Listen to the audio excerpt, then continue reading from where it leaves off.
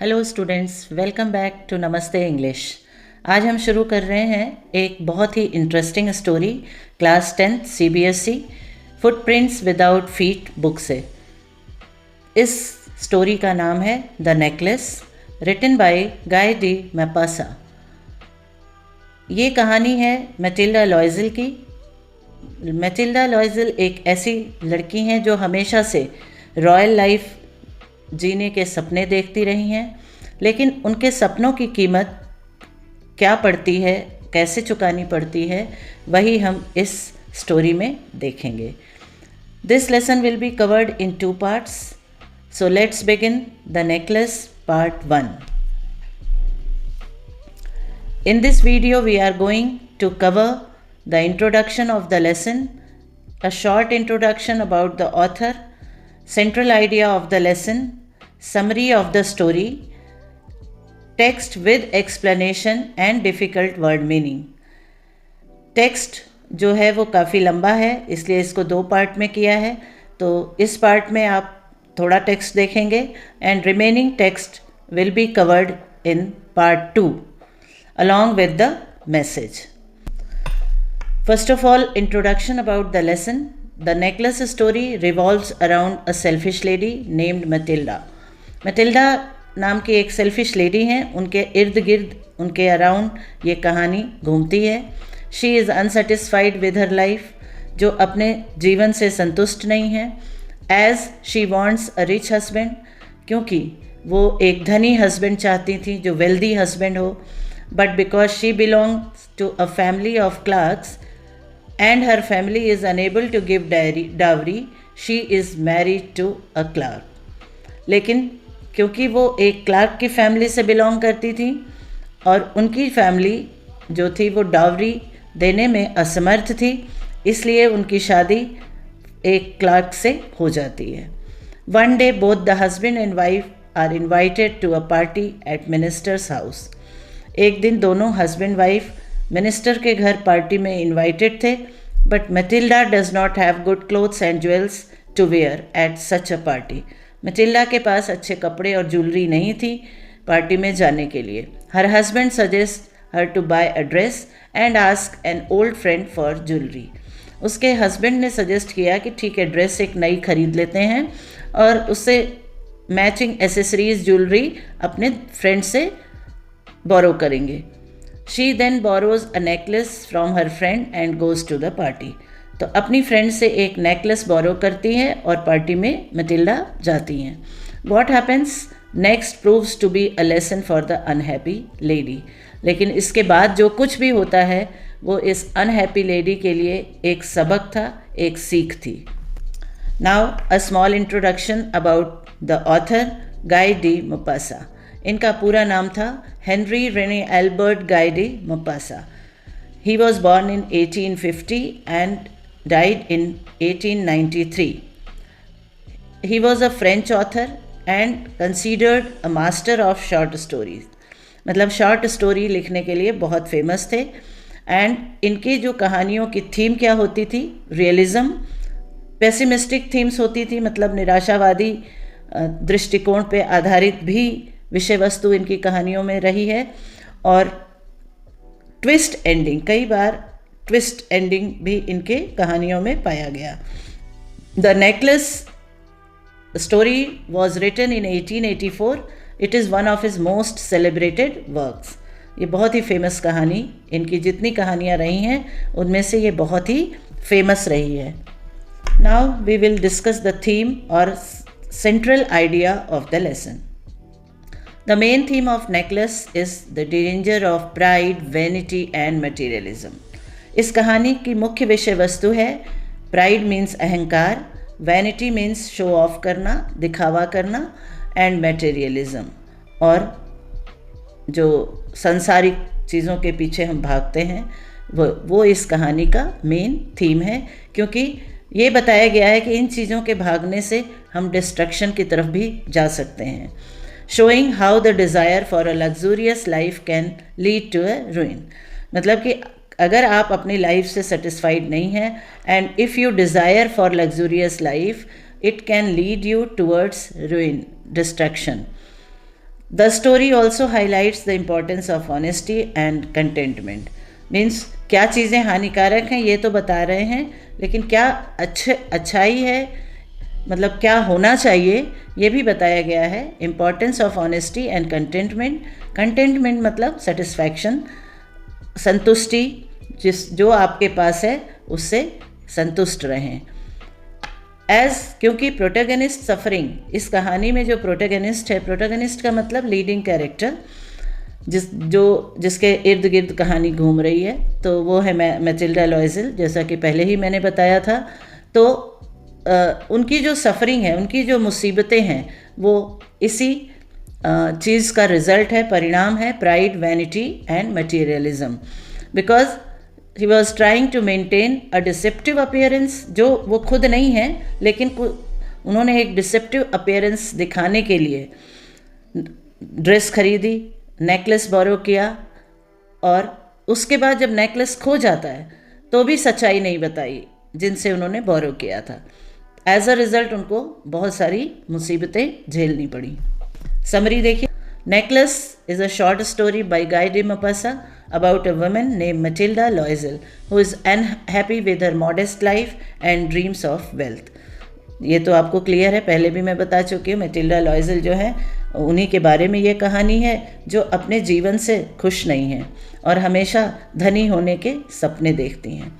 After borrowing a diamond necklace for a party she loses it. Borrow किया उन्होंने अपने friend से necklace, और उसके बाद खो देती हैं। And to avoid the shame, और शर्मिंदगी से बचने के लिए she and her husband replace it with an expensive replica.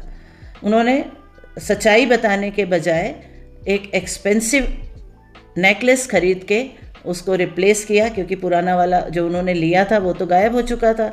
उसके जैसा ही एक एक्सपेंसिव नेकलेस डिब्बे में या उसमें डाल के वापस कर दिया, जिससे कि ओनर जो भी जिससे लिया था इनकी फ्रेंड ने, उसे पता ना लगे कि नेकलेस गायब हुआ था।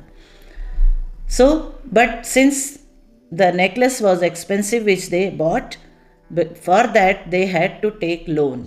दे spend 10 years in poverty working to repay the enormous debt. इतना कर्ज लिया था कि उसको चुकाने के लिए, रीपे करने के लिए 10 साल गरीबी में गुजारा उन्होंने। और फिर लास्ट में डिस्कवर होता है, पता चलता है कि जिसके लिए इतनी तकलीफ़ उठाई थी उन्होंने, वो नेकलेस असली नहीं था, वो आर्टिफिशियल था। Now the lesson begins. She was one of those pretty ladies, young ladies, born as if through an error of destiny into a family of clerks. अब लेसन शुरू होता है जिसमें मैटिल्डा के बारे में बताया जा रहा है कि वो यंग लेडीज़ में एक थी और बहुत ही प्यारी थी, खूबसूरत थी।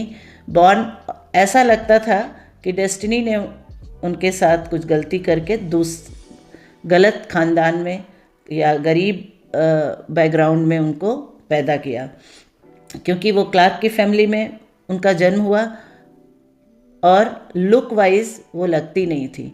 She had no dowry, no hopes, no means of becoming known, loved and married by a man either rich or distinguished.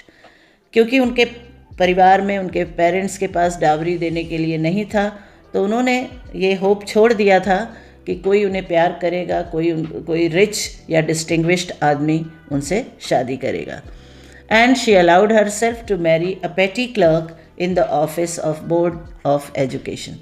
और फिर उन्होंने अपनी शादी जो है एक क्लर्क के साथ की, जो कि बोर्ड ऑफ एजुकेशन ऑफिस में काम करते थे। She was simple but she was unhappy.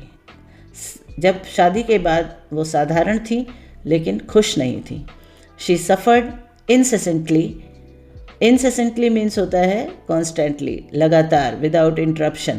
वो सफ़र करती रहीं। Feeling born for all delicacies and luxuries, कि वो सोचती रहती थी कि उनका जन्म लग्जरी और डेलिकेसीज के बीच में क्यों नहीं हुआ।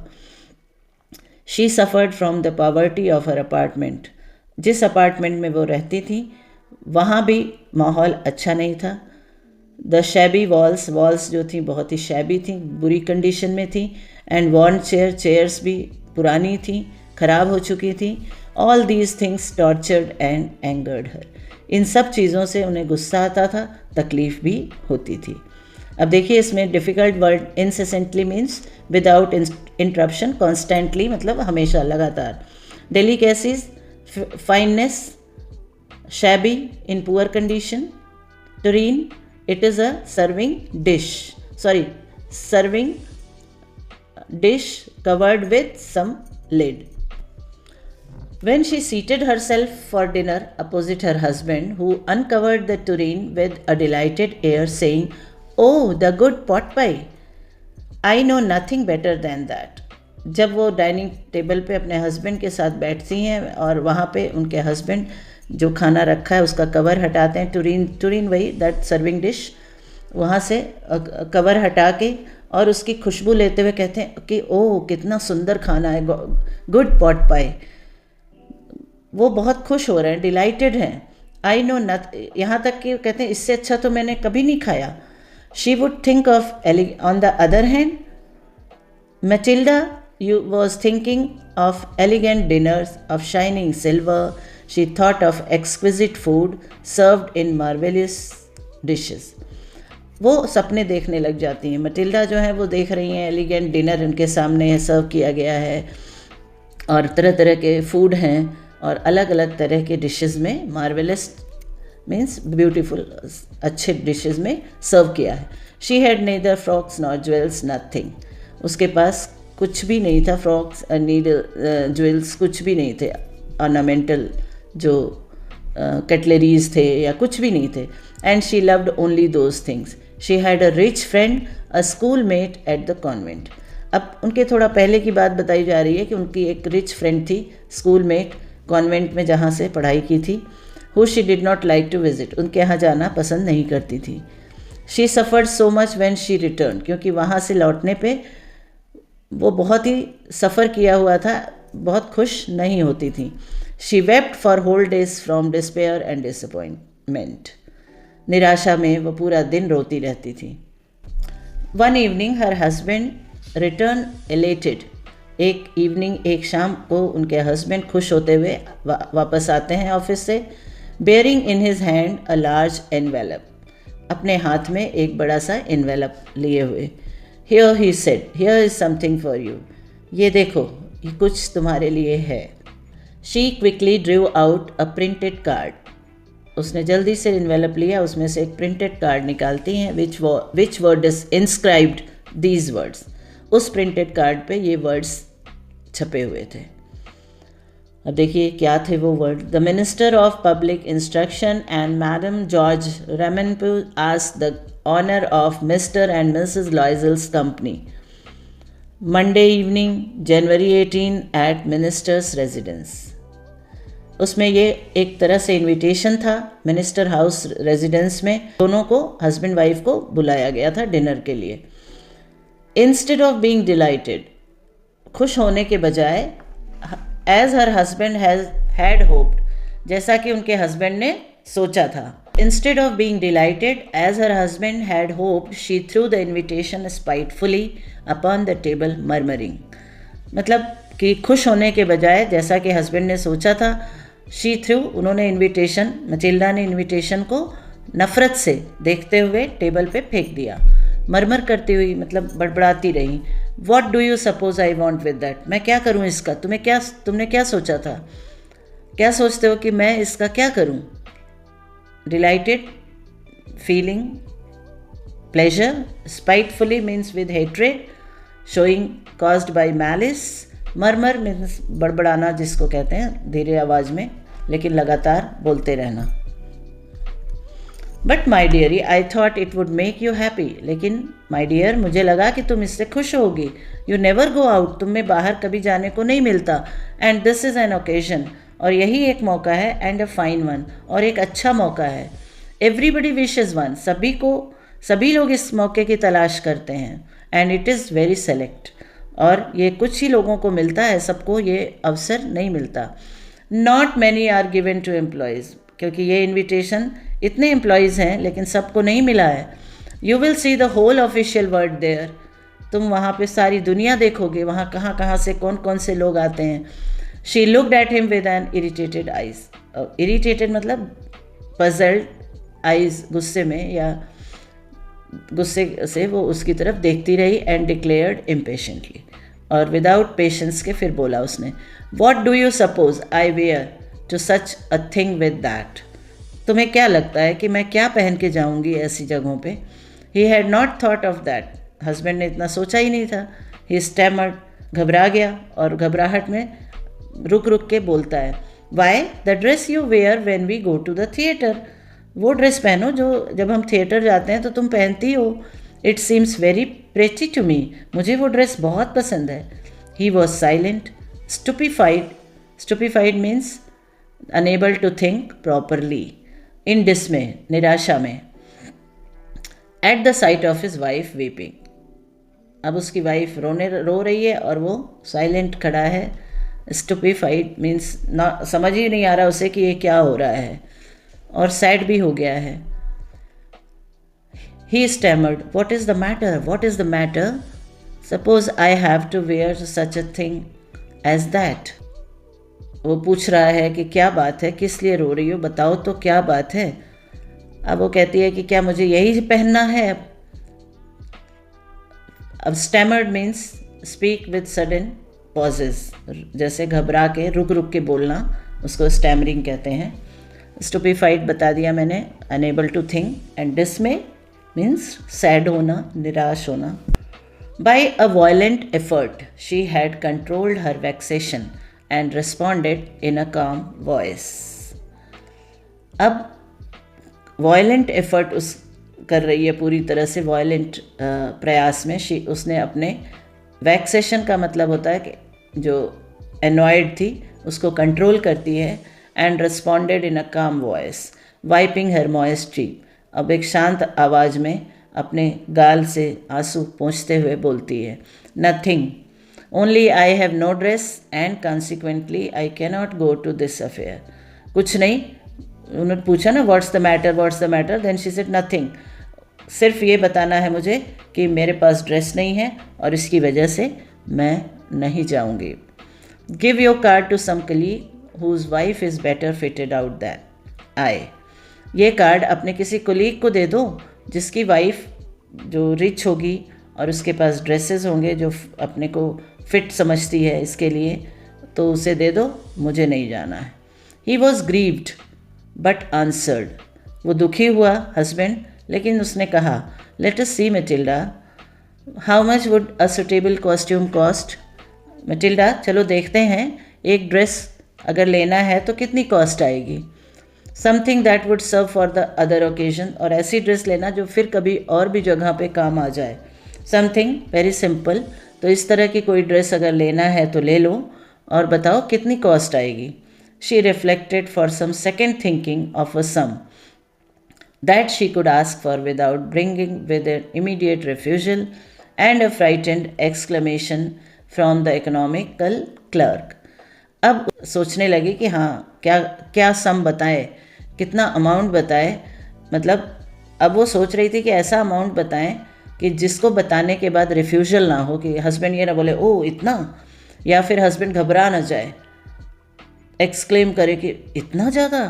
तो वो एक ऐसा मॉडरेट अमाउंट सोच रही है जो वो बताए, जिससे कि रिफ्यूजल भी ना हो, हस्बैंड डर के मारे एक्सक्लेम भी ना करें, क्योंकि उसका हस्बैंड इकोनॉमिकल क्लर्क था।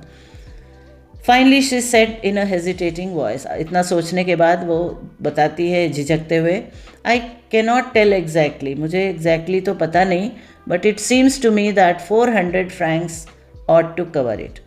400 franc, francs is the currency of France. तो कहते हैं कि 400 फ्रैंक जो अगर आप दे दो तो मुझे लगता है हो जाएगा। Vexation means annoyed, francs basic monetary unit of France, Belgium, Switzerland, Luxembourg and many other countries. He turn a little pale, अब वो थोड़ा दुखी हो जाता है। पेल मतलब पीला पड़ जाना, लेकिन यहाँ पेल से मतलब है कि वो दुखी हो जाता है। Lighter shade, for he had saved just this sum to buy a gun, क्योंकि ये अमाउंट उसने एक गन खरीदने के लिए बचाया था।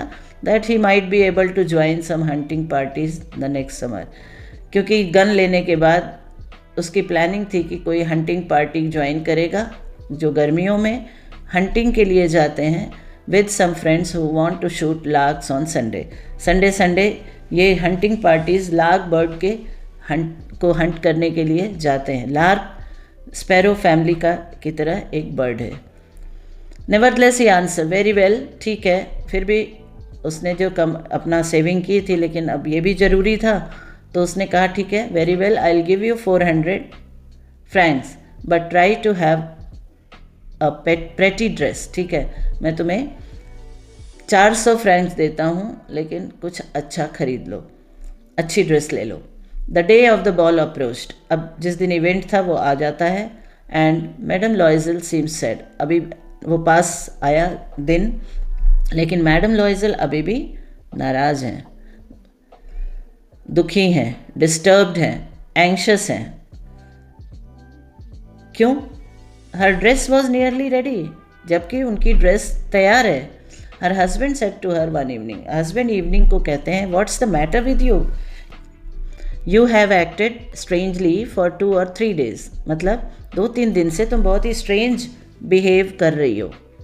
And she responded, I am vexed not to have a jewel, मैं परेशान हूँ क्योंकि ड्रेस तो है लेकिन उससे मैचिंग एसेसरीज या ज्वेलरी नहीं है। Nothing to adorn myself, जिससे कि मैं अपने आप को डेकोरेट कर सकूँ। I shall have such a poverty stricken look, क्योंकि ड्रेस तो पहन लिया लेकिन लुक हमारा एकदम गरीबों वाला है। I would prefer not to go this, फिर उन्होंने कहा कि मैं नहीं जाती इस पार्टी में। He replied, you can wear some natural flowers, तो हस्बैंड सजेस्ट करते हैं कि नेचुरल फ्लावर लगा लो, आजकल सीज़न है और बहुत अच्छे लगते हैं, चिक मतलब फैशनेबल स्टाइलिश हैं। She was not convinced. No, there is nothing more humiliating than to have a shabby air in the midst of rich women, कि वहाँ बहुत सारी रिच वेमेन होंगी, उनके बीच में इस तरह का डेकोरेशन या फूल लगाना, ये सब लगाना हमें अच्छा नहीं लगेगा और मेरा सब मजाक उड़ाएंगे। Then her husband cried out, how stupid we are, go and find your friend madame Forestier and ask her to lend you jewel. तो हस्बैंड को अचानक याद आता है और कहता है कि अरे हम कितने स्टूपिड हैं, ऐसा करो तुम जाओ अपने फ्रेंड से ज्वेल जो भी चाहिए वो बोरो कर लो। She uttered a cry of joy, अब वो बहुत खुश हो जाती है। It is true, she said, I had not thought of that, कि अरे मैंने तो सोचा ही नहीं ऐसा, ये सही बात है।